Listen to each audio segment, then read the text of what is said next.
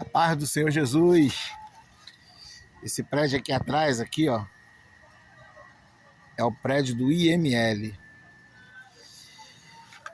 Domingo aconteceu um fato com meu filho caçula, de 14 anos,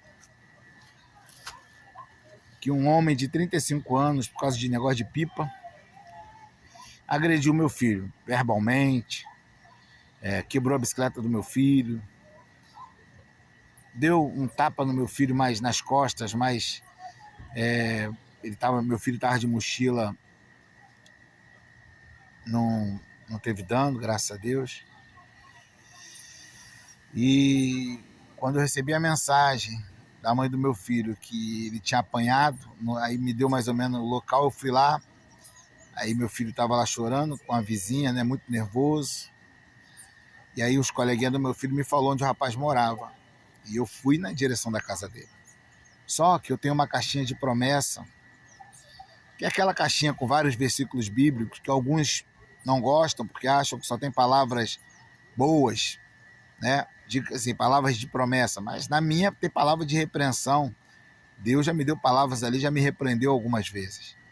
E todo dia quando eu acordo eu tiro uma palavra.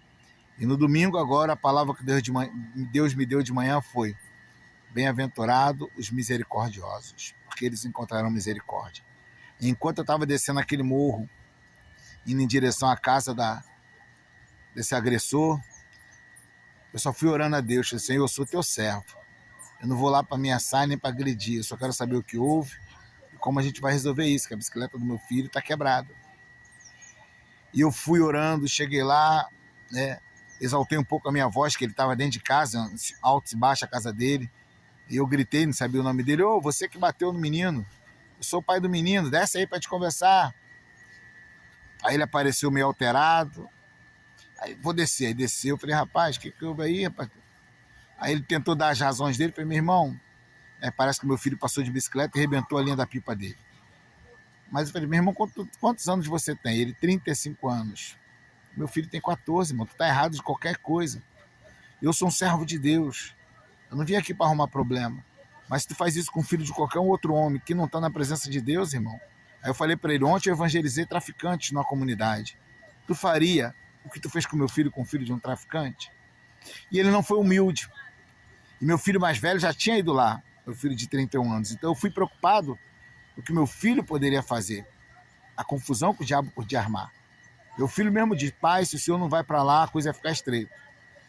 Então eu fui para lá, meu filho estava muito exaltado. E quando ele desceu para falar comigo, ele não foi humilde. Se ele tivesse reconhecendo que, poxa, não era para me ter feito isso com seu filho, talvez tivesse aplacado um pouco a ira do meu filho mais velho. Aí meu filho mais velho ligou para o meu outro filho, eu tentando controlar meus filhos ali, aí veio um amigo do meu filho, e eu tentando, né, controlar, só que por ele não ter sido humilde, meu filho chamou a polícia. Foi todo mundo para a delegacia.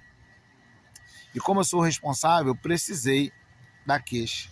Eu não queria, porque por causa da palavra que Deus me deu de manhã, por causa do perdão ao próximo, por causa do amor ao que te faz mal. Mas se eu fizesse isso e não desse a queixa, eu ia perder meus filhos, que ia ficar, se eu proteger um agressor, e você está passando para nós, que mais vale a vida de um estranho do que a nossa. Então, mesmo contra a minha vontade, eu tive que assinar lá o auto a denúncia.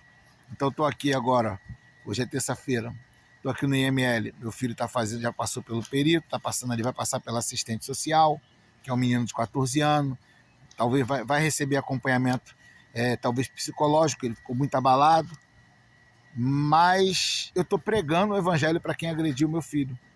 Ele salvou meu contato, porque tem o dano da bicicleta, a gente vai ver como é que vai ficar. Eu estou falando de Jesus para ele, é um afastado do evangelho, ele reconhece hoje que errou, mas esse trâmite na justiça eu não posso mais impedir, porque se ele tivesse sido humilde lá atrás, o meu filho mesmo falou, talvez não teria acontecido isso, mas como ele chegou, como a gente fala aqui no Rio de Janeiro, cheio de marra, ele então agora vai responder a marra que ele teve. Então, o que eu quero tirar com essa história? Que eu não estou com ódio dessa pessoa, estou orando, anotei o nome dele, a esposa dele está caminhando, me pediu perdão. Eu estou orando por esse casal, por essa família, que eles possam ter um encontro com Deus. Ele reconhece que realmente aconteceu isso para Deus apresentar ele a um servo de Deus, né? Lá na delegacia, o delegado perguntou se ele tinha algo contra a minha pessoa. Não, o pai dele não me ameaçou em nada, foi super tranquilo comigo. Então não é fácil.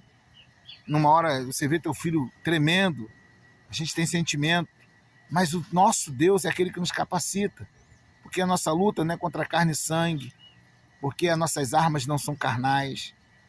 Então nós temos que pedir a ajuda de Deus. Então aquela palavra de manhã, bem-aventurados os misericordiosos, guardou meu coração na hora dessa tribulação tão grande que nós estamos passando até hoje. Então, irmão, ore, peça a Deus para trabalhar no seu coração. A nossa luta não é contra o nosso próximo. Está seguindo os trâmites legal não pela minha vontade, meu filho sabe disso. Mas eu não posso magoar meus filhos, deixar isso passar em branco. Até porque foi meu filho que chamou a polícia.